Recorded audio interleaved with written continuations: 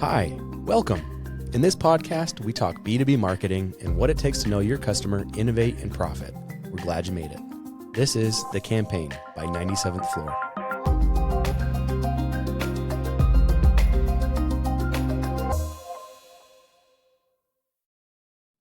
Happy Friday and welcome to The Campaign, a B2B marketing podcast about better knowing your audience, innovating beyond best practice, and converting visitors into customers. The campaign is a weekly conversation with B2B marketing leaders designed to fit as much value in 30 minutes as possible. You can catch The Campaign live on Fridays at 2 Eastern, and you can find episodes, previously recorded episodes on YouTube, iTunes, and Spotify. This week, we are diving deep into the world of B2B segmentation. At 97th Floor, a few years ago, we realized that so many people in the digital marketing space are very channel focused, which is great. But in order to be effective in channels, you must first understand the audience. And then once you understand the audience, you have to be very clear about the message you want to communicate. And then finally, you should bring in the channel. So segmentation is at the heart of that strategy of audience before message before channel. While marketing segmentation is one of the most fundamental elements of a marketing strategy, it's often poorly executed in the B2B space. And that's for a few different reasons. Number one, the B2B decision-making process is often much more complex than it is in the B2C world. In addition to that, the B2B products themselves are often more complex.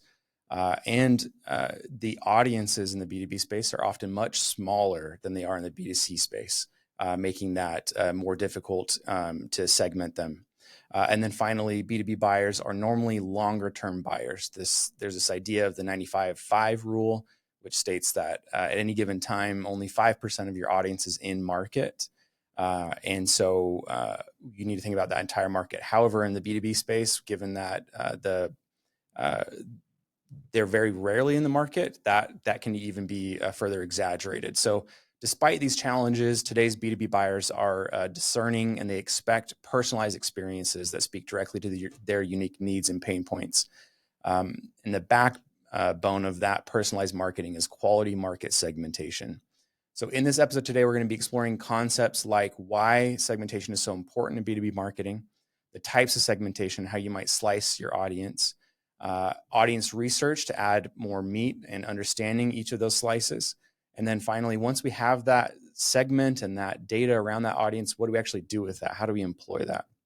So ultimately, discussion about maximizing your marketing budget and achieving a better return on your investment by targeting the right customers with the right message. Our guest today, I'm very excited to bring on. He's a true leader in the B2B space with years of experience helping navigate these challenges and achieve remarkable results. Get ready for a deep dive into strategies and insights that can transform your B2B marketing efforts. Rick Galán is the SVP of Growth Marketing at Bill, the financial operations and payment platform used by almost 500,000 SMBs and 85% of the top 100 U.S. accounting firms to manage their payables, receivables, and corporate card spend. Rick's team focuses on generating interest and pipeline and expanding the use of Bill's products among existing customers. Rick came to Bill through the acquisition of Divvy, where he was the VP of marketing. He also spent 5 years at Qualtrics as the head of digital marketing and in various digital marketing roles at e-commerce companies like 1-800-Contacts and Overstock.com. Rick, welcome to the show. Awesome. Thanks, Pax. Excited to be here. Yeah, so glad to have you here. So, Rick, let's maybe start on what would be considered the basics of segmentation. Why is it so important, especially in the B2B space from your perspective? Fundamentally, and I think all marketers kind of understand there's like a basic principle that an aligned message or a more specific message reaches an audience better. So segmentation provides an opportunity to create more aligned messages. I think at a fundamental level, though, like there is natural segmentation that is built into kind of how we operate our businesses. Sales will naturally segment in order to best communicate with, best set expectations for, and best sell the product that you have. And so, like, for example, large companies will require a very different type of sales process, a different set of steps in along the way as far as hand-holding and contracts versus a trial funnel, things like that. Like, so there's natural segmentation that just exists as part of any B2B organization's just general go-to-market. But marketing segmentation added on top of that becomes very important, because in order to best reach your market needs to be able to see themselves in your product or service. They need to be able to kind of align to that and to be like, yes, I see how this could apply to me. And so segmentation creates that opportunity for marketers. Yep. Yeah, there's that famous quote from Steve Jobs talking about the impact of marketing on the perception of the product. And saying if our marketing is perceived as slipshod, then our product is going to be perceived as slipshod. Right. And the inverse of that is to say, like, hey, if our marketing understands you this well, just imagine how much our product understands you. Like, we know you and we know the problems that you're facing. Trust us to help solve those problems. And market segmentation is where it all begins. In fact, there's a stat from McKinsey. They say 77% of B2B companies that use personalized experiences in their marketing increase market share. So it's definitely something everybody in B2B should be doing. But I think I think everybody's convinced of that. But where things start to get difficult is, how do we segment that market? You bring up a great point in that there's a whole different business strategy and product strategy that comes in with market segmentation that should have already been done to a certain point. And so you're kind of inheriting, this is who we're targeting from our product and who should we be going after. But I see companies get hung up all the time on slicing. Either they don't slice small enough to get personalized enough, or they slice so small that it's impossible for them to spend their resources getting the marketing materials to a high enough quality for each of these segments. They just spread themselves too thin. Do you have a good litmus test or rule of thumb when it comes to how a company should segment? Perhaps it's related to how big their business is or team is, or Sure. What are your thoughts around that? Well, first, I think it's an unfortunate truth about marketers that we often tend to not be as close to the actual business as we probably should be, right? We spend most of our time looking outward and trying to bring people in, but not necessarily on how the business operates, how the product really works and for customers and things like that. So I think, like, from a fundamental level, I think that most marketers should start by understanding the segmentation that has already been built. Kind of to your point, like, it should already have been done for us. We should understand, unless you're starting a company from the ground up and have to define all those things, there is already a natural segmentation that exists within the product for different use cases. You may have, in the case of Bill, for example, there's a very obvious segmentation where we work with both B2B, or we both work with both companies, direct companies, as well as accounting firms. And those are two wildly different audiences that have to solve very similar problems using our software, but in a very different way. So there's a natural segmentation that exists right off the bat between these two very different audiences. But then, as I mentioned before, like, the sales team is going to segment in order to best sell the product. And you need to understand the reasoning and the movements behind those segmentations. Often it's based on size, right? So the sales team will do that separation because the sales cycle changes. But most often size is a proxy for some level of complexity in the sale that is indicative of different use cases for different types of companies. Mm-hmm. So if you work at Bill, we work across SMB and lower mid-market generally, right? So we work with a lot of companies that are pretty small, up to the lower section of larger companies, a couple thousand employees, kind of on the high end, mm-hmm. right? And so, like, there are very different needs, very different messages that resonate with someone who is part of a 2,000 person organization and that's maybe a manager or a director in that organization versus the owner of a small business who is, just trying to get their work done. There's very different communication, very different needs. So as far as, like, where to focus, I think you need to first understand the nuance of your business, and take that then into research into what makes the most sense for you. I'll give you an example of some crazy nuance that exists within Bill. So Bill is a software platform, and we also manage a lot of payments. We make money on those payments, right? There's a percentage of all of those payments that go through our system that we make money on. When we're looking at like card payments, depending on where someone spends money, we make a different amount of money, right? So when you swipe a Visa card at Costco or a Visa card at Amazon, Visa makes different amounts of money and we make different amounts of money, right? So like the behavioral spending patterns of different types of organizations dictates our segmentation to an extent, because they have wildly different profitability margins, they have wildly different behavior. And so understanding that business and really making sure you know how customers move through your product and services is like key point number one. Yeah.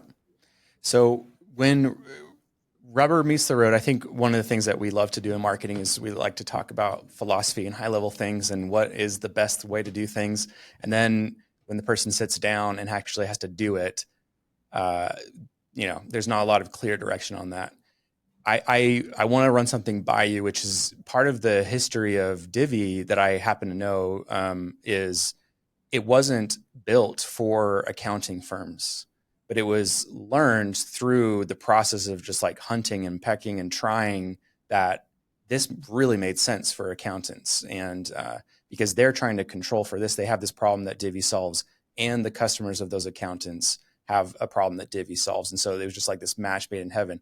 But my understanding of the story is it wasn't built necessarily with that in mind, but it was found. And so what role do you think knowing and testing and finding have in building these segments? Like, do you think it's like, where should marketers be spending? Should they be listening to sales calls and talking to customers and building that way? Should they be testing? Because in the history of Divvy, if they had selected a segment and just really honed in on that, there's a chance that they might have missed what ended up being one of their most profitable segments. So like, what's your opinion and take on that? Yeah. So I think there's answers in two different directions here. I think there's big company answers and then there's little company answers, right? So a big company answer, most large organizations that service a lot of customers have a lot of data to work with, right? And so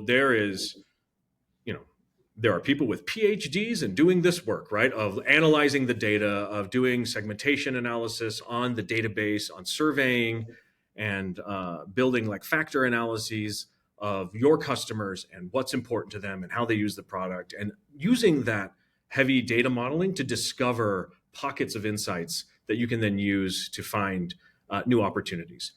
That work is awesome if you can get it. The challenge I've seen, having been at both big and small organizations, is that it tends to be fairly academic. Like the exercise is like, cool, now we know this information about our customers, but actually we still don't know what to do with that information. Right. At a smaller organization, you have an opposite problem where you don't have much data at all, right? Like, so you are out there, like you said, the sales team is hunting and finding. And so you're trying to intuit out of these anecdotes what these opportunities are in order to focus on. My standpoint is honestly that even if you have the data, even if you have the research and you have analysts and you're doing cluster analysis on all of your customers and finding out what's important to them, you should then turn around and work with sales to validate that, to take the insights that you get from your data and to hit the market and to understand, it's like, hey, sales, you've been targeting folks that look like this. Here's what our data says is important to them based on their product usage. How does that track with what you have found in the market? Excuse me. Yeah, I like that. Getting insight from people who are just looking and talking to the market every single day versus just relying on the data.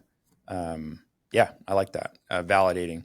So let's talk about gathering information on these different segments. So actually, before we do that, I do want to ask, I see the ideal way of segmenting as based off of their needs and what they are trying to achieve. So, and I mean beyond like price or convenience, but the deep human needs of security, power, esteem, and that as the ideal, which is very difficult to gather. I think it's especially difficult to hit on in the B2B world. B2B buyers are often much more practical than B2C buyers, or behave more logically, I guess you could say. But at the end of the day, everybody is human, and we do have the need for security, power, and esteem.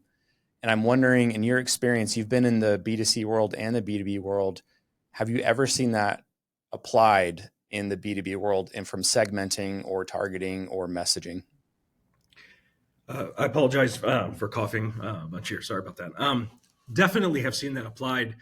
The way that I see that shake out in B2B, excuse me, is typically in the feature set that is being marketed to those specific audiences.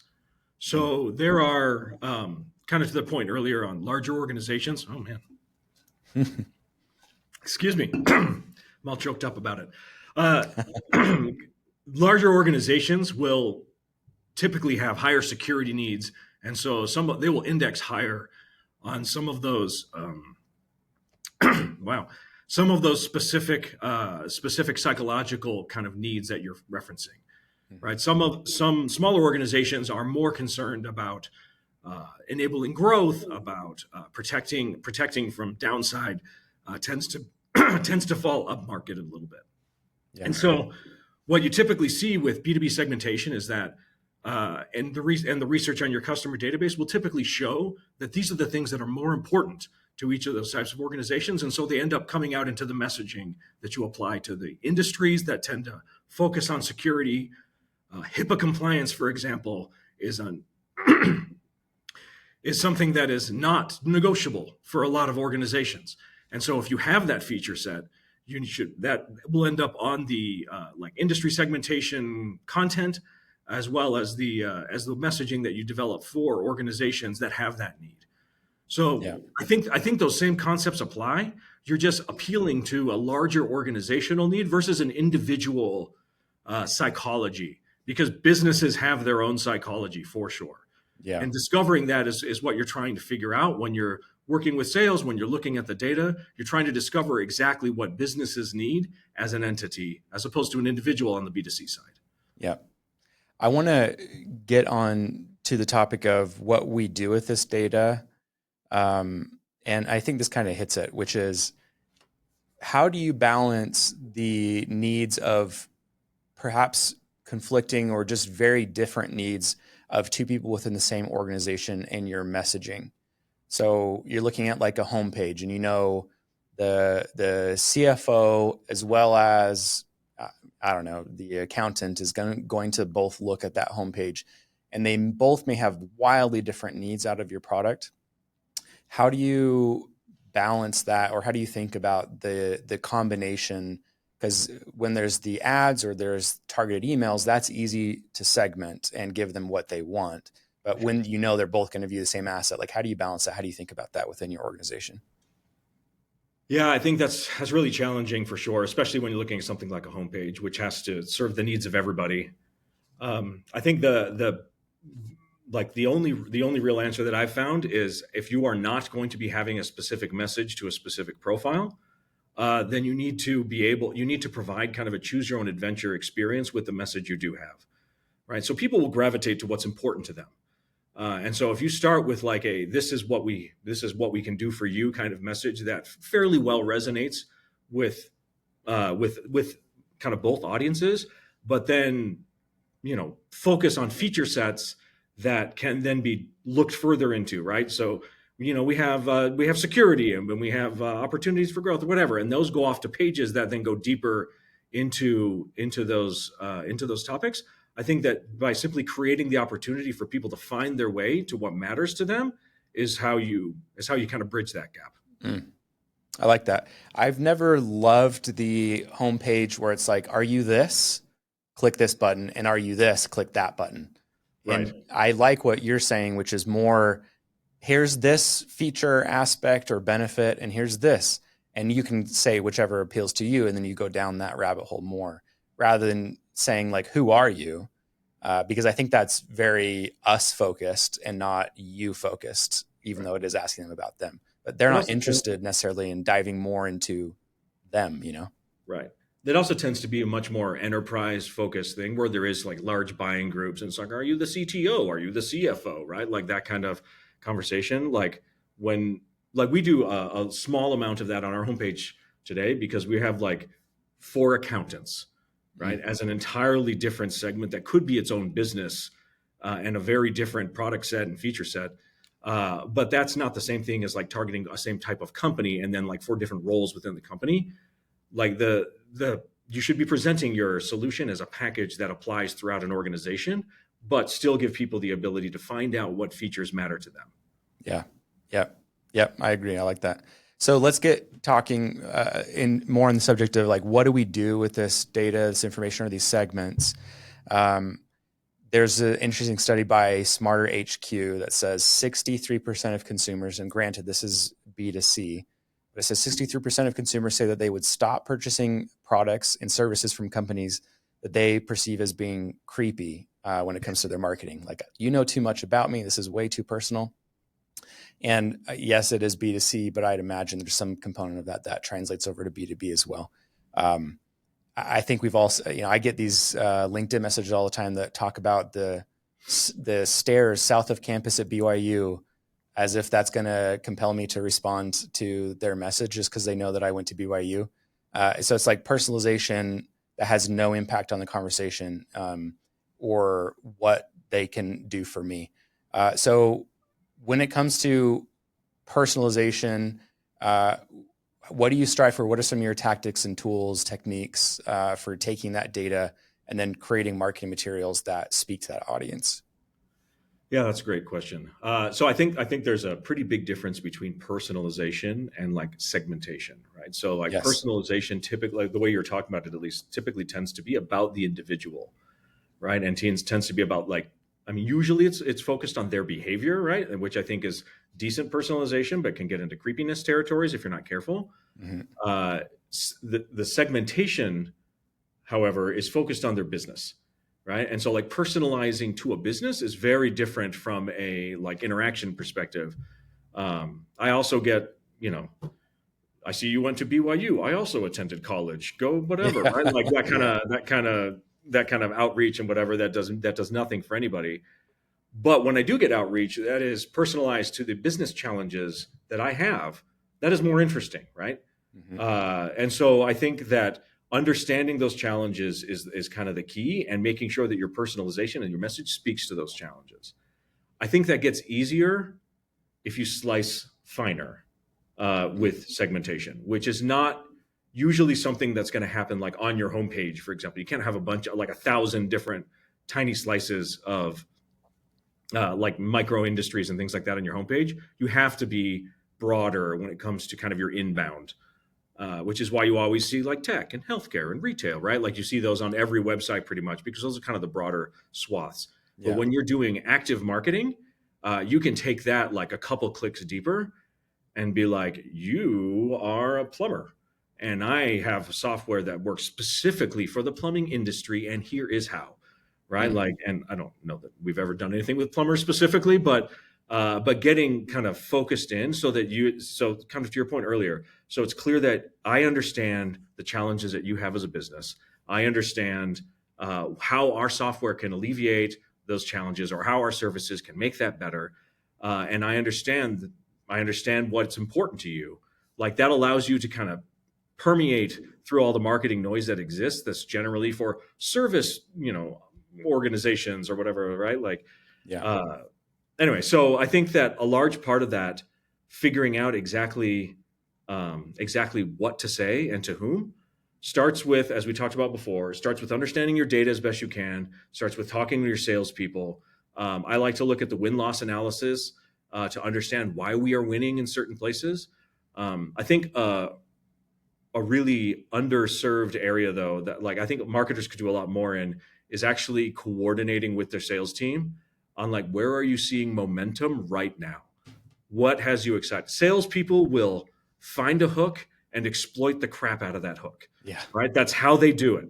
And so like you want to help them with their hook. And so like if they see signs of opportunity in a specific industry, and you can work with them to understand that, then you can help them amplify that opportunity in that industry, and get in on newsletters for that specific space and go to conferences or trade shows that are specific to that weird little niche. And that creates a lot of momentum with the marketing team and the sales team working hand in hand. You can work with them on the outreach sequences that they're putting out into the market and making sure that those align to the messages that you're also putting out, and understanding why customers are saying yes in this space. I'd also say that like great creative work is born out of constraints, and getting really focused on a message to a specific audience in a specific place is a ton of constraint that allows for a lot of really interesting creativity to happen, which creates really great marketing. That's something that I've been able to learn from the teams that I've overseen here at Bill and at Qualtrics, is that creativity, that is great marketing, and that cuts right through. People love when they're marketed to in a funny or interesting or unique way. They can talk about it, right? And another thing on just kind of that like micro segmentation, the like small networks create a lot of opportunities, right? Word of mouth is huge for everyone, despite people not being able to track it very well, right? It's typically the way that most B2B companies grow the most is through a solid word of mouth. That happens in smaller networks much more quickly and much more effectively than it does across like all mid-market or whatever. Yeah. And so like those, being able to show up to a smaller audience in a purposeful way with the backing of sales, with aligned messaging, creates momentum, makes you look bigger than you probably are, which is also great, right? Creates momentum, creates word of mouth, and creates a lot of success. And so that's like, you can explore by looking at your database and looking at your customers and trying to figure out exactly what makes the most sense.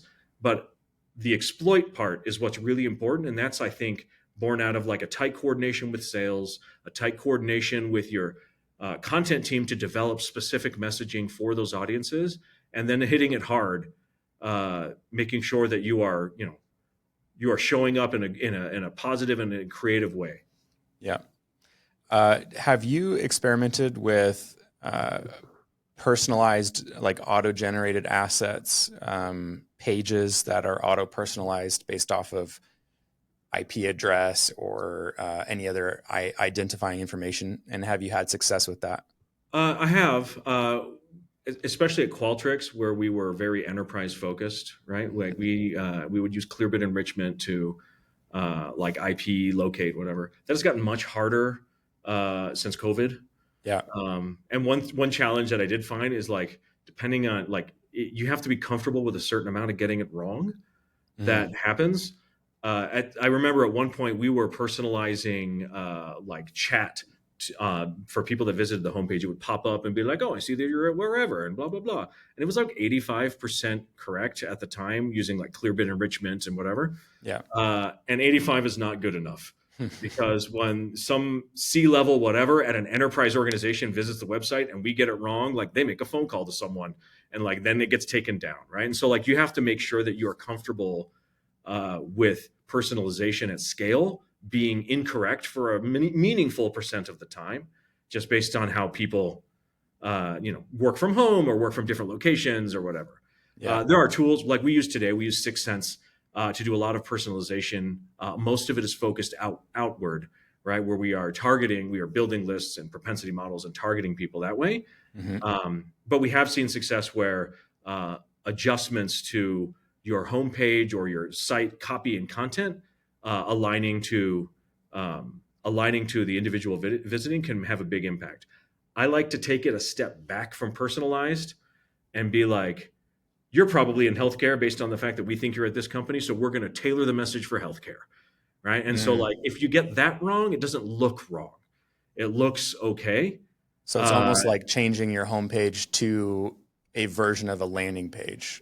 Right. Like exactly. Right. Like, so you're not going all the way to personalize with like, well, how's the weather in Salt Lake today or whatever, when you're probably wrong about that information.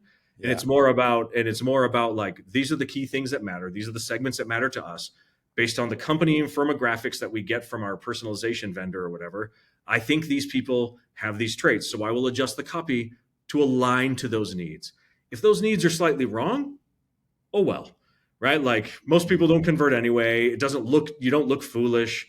A lot of the needs across your targets are going to be the same anyway, right? And so like you can get that slightly wrong without having kind of the drama that comes with bad personalization. Yeah, yeah, that's wise. I like that. So I want to wrap up with some takeaways, but before that, I would love to ask about tools that you recommend. Either tools around personalization, tools for audience data gathering, anything that you could point people to as something that you found success with in this field of segmentation. Yeah, that's a great question. So I would be remiss if I did not mention that Qualtrics is a fantastic tool used by basically everybody to do data analysis on their customer and prospect base through surveys. And so that's a wonderfully powerful tool, and they have a ton of resources. At least I think they still do. They did when I was there. A ton of resources on how to do market segmentation and how to use their platform to get that work done. So that's a super important tool if you have the data. I think win-loss analysis is a huge unlock for segmentation. The guys over at Closed here in Utah, they have a fantastic platform to do win-loss analysis and to really turn that ad hoc data into structured data that you can use. So that's awesome. We use 6 Sense today to do a lot of our personalization, a lot of our targeting and list acquisition for specific segments that we want to focus on, which allows us then to we can put ads in the market targeted those individuals and so on. On top of that, right, like there's a lot of tools out there that everyone uses, things like ZoomInfo and Apollo, in order to build lists. Do you have success with those? I do. The team uses them consistently to build lists. The trick is that you have to intuit from your data, from your insights, how to hit those same audiences, because you don't always have the same slices, right? It's just like running LinkedIn ads, right? You have a certain number of different attributes you can select within LinkedIn. And so you have to kind of zero in on this is what it looks like for companies that have these problems. This is how I target them. And you have to do the same thing with those outreach tools, if that makes sense. Have you ever heard of or used Go Audience? No, I haven't heard of that.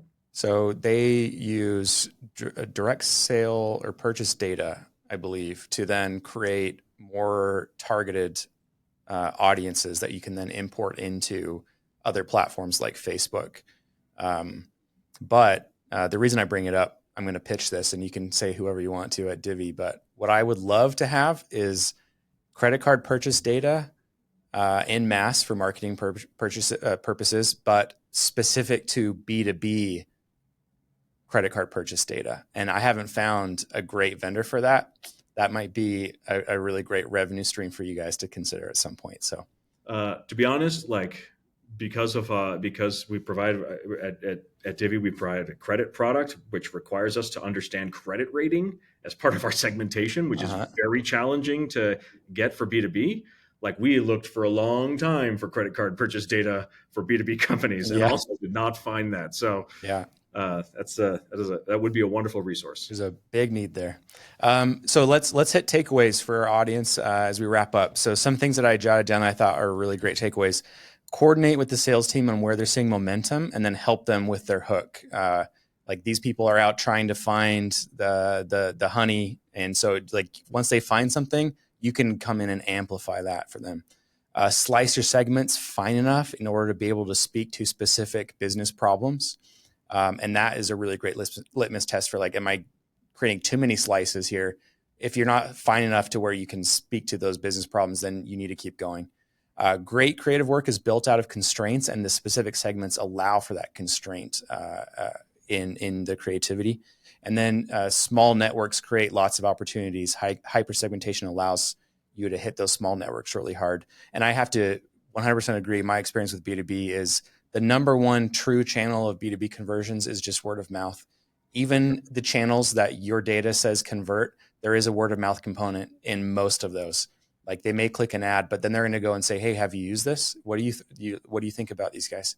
And so, if you can tap into these small networks that are really well connected, and that's you do that with hypersegmentation. So really great takeaways. Any other takeaways that you'd want to highlight for our listeners before we wrap up? The only thing I would add is just like, don't get caught up in like the analysis of your database. And like that, like I said before, that tends to get pretty academic, and a lot of people just kind of keep churning on their bad data and trying to figure out exactly what the segments look like. Like, all of that is great, but we're demand gen marketers. We got a job to do, right? And so like, connect with your sales team, get out there. The hypersegmentation is really more externally focused. You can't hypersegment your homepage. So, but like, build some small segments and go out there and test, explore, and then exploit. Hit it hard when you see good signs with the sales team, and then find the next hook and move on to the next segment, and keep going. It creates a lot of really fresh, great marketing content. That's awesome. Rick, thank you so much for being here. Super helpful. I really appreciate the time you took out of your super busy schedule today to talk with us about segmentation. Always good to talk to you, Pax. Okay, take care. Thank you, everybody, for tuning in. Tune in next week, same time, for the campaign. Thanks for listening. The Campaign is produced by 97th Floor, a 20-year-old marketing agency that helps companies like McKinsey, Pluralsight, and Checkpoint know their customers, execute innovative campaigns, and drive profitable growth. If you have an allocated growth budget and product market fit, we'd love to do research and build a proposal for you. Visit us at 97thfloor.com. And if you enjoyed this episode, make sure to subscribe. See you next time.